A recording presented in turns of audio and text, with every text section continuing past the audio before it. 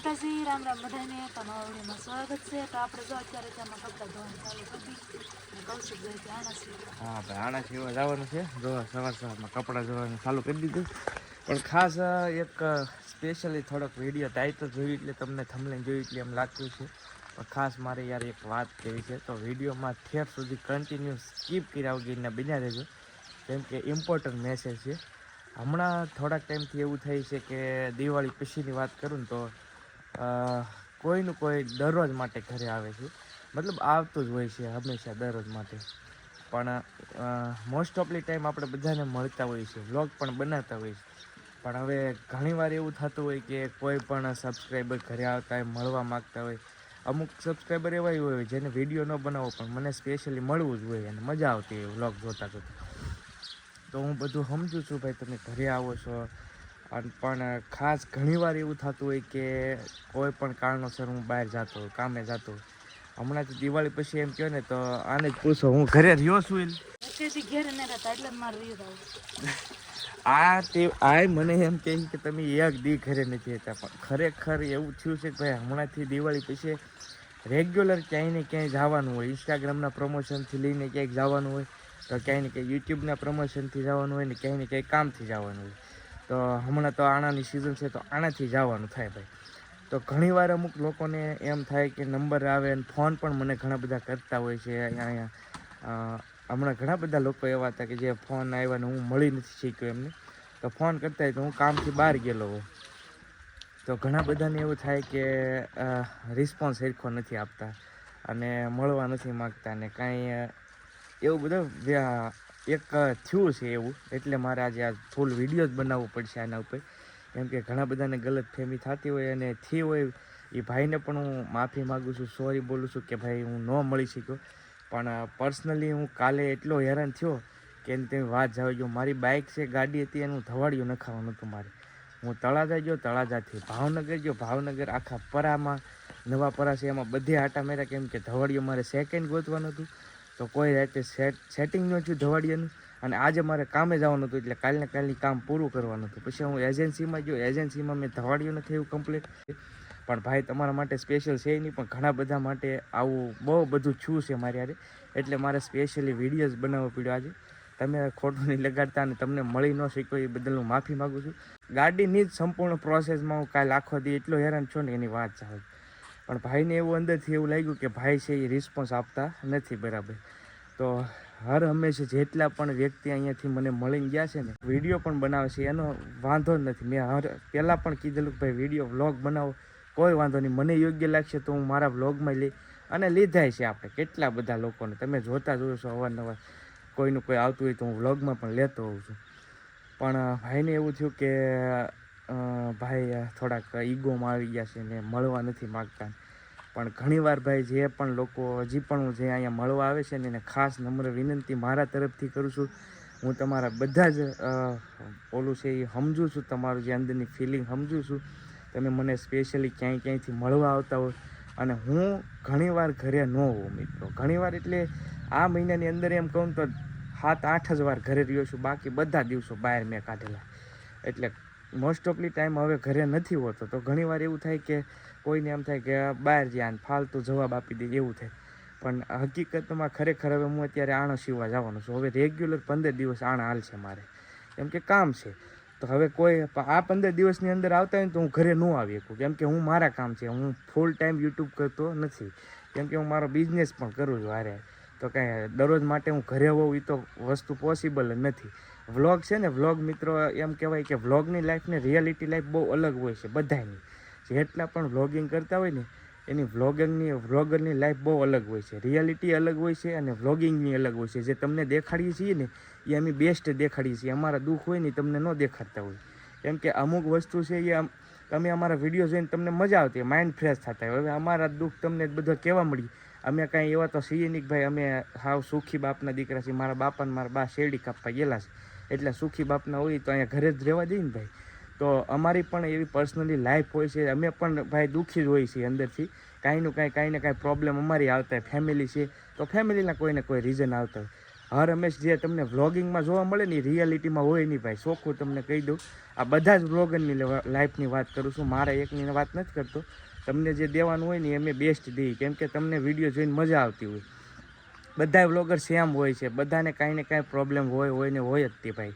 એટલે તમે એવું લાગતું હોય કે ભાઈ કૌશિકભાઈ રિયાલિટીમાં અલગ છે ને વ્લોગિંગમાં અલગ છે, પણ વ્લોગિંગમાં ખરેખર અલગ જ છું ભાઈ. કેમ કે જે વ્લોગિંગમાં દેખાડું છું એ હું 100% પ્યોર જ દેખાડું છું, પણ અંદરથી દુઃખ તો ભાઈ બધાને હોય. દર વિડીયોમાં હું તમારી આગળ રોવા મળું છું કે સારું થોડું લાગે ભાઈ, કેમ કે એ વસ્તુ ન કરાય મારાથી. એટલે ઘણી બધી વાર એવું થતું હોય કે રિયલમાં અલગ છે ને આમે અલગ છે, તો ભાઈ ખરેખર રિયાલિટીમાં અલગ લાઈફ હોય છે. હરેક વ્લોગરની લાઈફ અલગ હોય છે, કેમ કે બધા જ કાંઈ ને કાંઈ વ્લોગિંગ મિત્રો એવું છે કે આખા દિવસમાં 10 મિનિટ તમને ભેગું કરીને આપી દેતા હોય એમ, પણ ખાલી 10 જ મિનિટ હોય, બાકી 24 કલાકમાં 10 મિનિટ તમને વ્લોગ જોવા મળતો હોય અમારે. એ જે મેન પાર્ટ હોય ને એ લઈ, બાકી બધું જ તો અમે કવર ન કરતા હોય. એટલે ખાસ જે લોકો હજી પણ કહી દઉં છું ઘરે આવે છે ને એને ખાસ નમ્ર વિનંતી છે મારી કે ભાઈ હું મળું તે નોય મળું, એટલે કોઈ દુઃખ લગાડવું નહીં.